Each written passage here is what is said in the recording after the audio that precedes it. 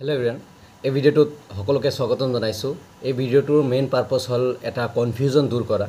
হেতু হল পিআৰসি আৰু income certificate related confusion. So ভালকে মন কৰি শুনিবা ইচ এণ্ড এভৰি ষ্টুডেণ্ট।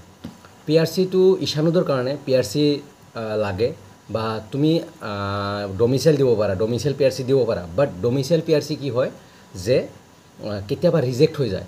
সো সেইকাৰণে মই কম যিবোৰ ষ্টুডেণ্টে 2025 বৰ্ষত ইশানুদয় এপ্লাই কৰিবা, তোমালোকে পিআৰসি বনোৱা বহুত সময় আছে, 2 মাহ 3 মাহ 4 মাহ সময় আছে। তোমালোকে পিআরসি দিবা যাতে তোমালোকৰ ৰিজেক্ট নহয়। যোৱাবাৰ বহুতৰ দেখা গৈছে যে ডমিসাইল পিআৰসি দিয়াৰ কাৰণে ডমিসাইল পিআৰসি ৰিজেক্ট কৰিছে। সো হেতু পিআৰসিটো অনলি ইশানুদৰ কাৰণে মেণ্ডেটৰী বুলি ধৰি লোৱা। ওকে, আৰু পিআৰসিটো স্কুটিৰ কাৰণে মেণ্ডেটৰী নেকি? ইয়েছ, মেণ্ডেটৰী যিবোৰ ষ্টুডেণ্ট আদাৰ ষ্টেটত পঢ়িব গৈছে। যিবোৰ ষ্টুডেণ্টে আদাৰ ষ্টেটত পঢ়িব যাব সিহঁতক স্কুটি দিব, যিহেতু সিহঁতে পঢ়ি আছে।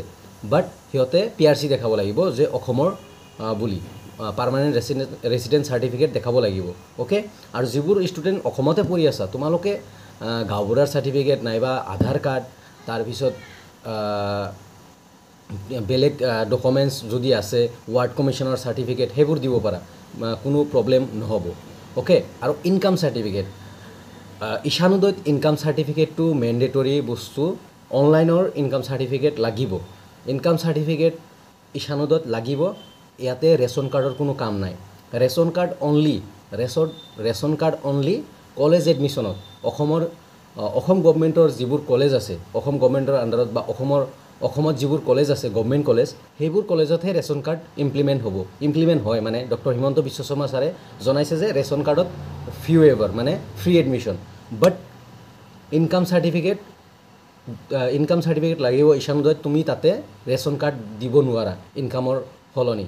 ওকে, চ' তোমালোকে যিবোৰ ষ্টুডেণ্টে কৈছিলা, বহুতে কমেণ্ট কৰিছে যে ৰেচন কাৰ্ড হ'লে হ'ব নেকি ইশানুদয়ত? নহয়, তোমালোকৰ অনলাইন পিয়'ৰ মানে ভেৰিফাইড অনলাইনৰ পৰা ইনকাম চাৰ্টিফিকেট ওলাব লাগিব।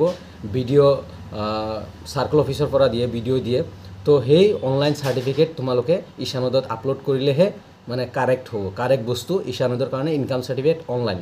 CSCৰ পৰা এপ্লাই কৰিব পাৰিবা, গাঁওবুঢ়াৰ চাৰ্টিফিকেট লৈ এপ্লাই কৰি দিবা। চ' ৰেচন কাৰ্ড ইশানুদয়ত নহয়, ৰেচন কাৰ্ড অনলি কলেজ এডমিশ্যনৰ কাৰণে, অসমৰ কলেজৰ এডমিশ্যনৰ কাৰণে।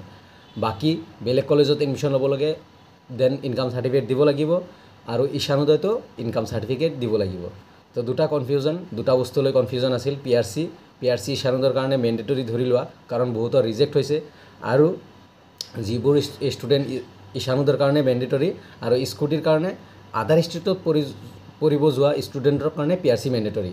বাকী যিবোৰ অসমতে পঢ়িবা সিহঁতৰ কাৰণে নৰ্মেল গাঁওবুঢ়াৰ চাৰ্টিফিকেট, ৱাৰ্ড কমিশ্যনৰ চাৰ্টিফিকেট নাইবা আধাৰ কাৰ্ড হৈ যায়। ওকে, আৰু ইনকাম চাৰ্টিফিকেটটো তুমি কলেজৰ এডমিশ্যনৰ কাৰণে দিব পাৰা, নাইবা ৰেচন কাৰ্ড কলেজৰ এডমিশ্যনৰ কাৰণে দিব পাৰা। বাট ইনকাম চাৰ্টিফিকেট, অনলাইনৰ যিটো ইনকাম চাৰ্টিফিকেট, সেইখন তুমি ইশানুদয়ত দিবই লাগিব, ৰেচন কাৰ্ড ইশানুদয়ত নহয়। চ' এইখিনি আছিল ভিডিঅ'টো। প্লিজ ভাল লাগিলে কমেণ্ট কৰিবা, আৰু প্লিজ ভিডিঅ'টো লাইক এণ্ড ফ্ৰেণ্ডছবোৰৰ লগত শ্বেয়াৰ কৰিবা যাতে এই কনফিউজনটো দূৰ হয়। Thank you everyone.